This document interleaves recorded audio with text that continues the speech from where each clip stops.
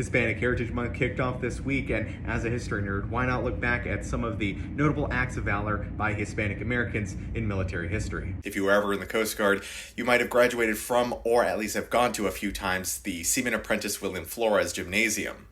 According to the Coast Guard Historian Office, Flores got out of high school early with permission from his parents to join the Coast Guard in 1979. The New Mexico native was assigned to Coast Guard cutter Blackthorn, a seagoing buoy tender that was based out of Galveston, Texas. The World War II ship was undergoing an overhaul in Tampa, Florida in 1980.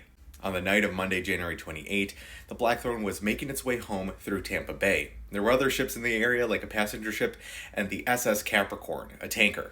Because of the passenger ship, the cutter moved towards the middle of the channel. The Capricorn tried to reach out to the Coast Guard cutter, but was unable to reach them over the radio.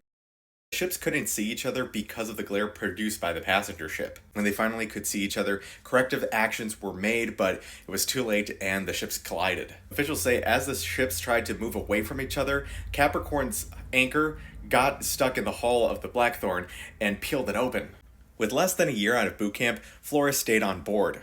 He and another shipmate ran to a life jacket locker and started throwing them overboard to members that were already in the water. As the cutter continued to capsize, Flores stayed on board. He kept that life jacket locker open with his own belt. Those life jackets ended up floating up to the surface, and Flores stayed behind to take care of disoriented and injured crew members. Flores and 22 others lost their lives. Through a lobbying campaign by members of the crew, Flores was awarded the Coast Guard Medal in 2000 posthumously. In 2012, a fast response cutter was commissioned in his honor. His family was there to see it. This Hispanic Heritage Month, let's take a moment to remember this story.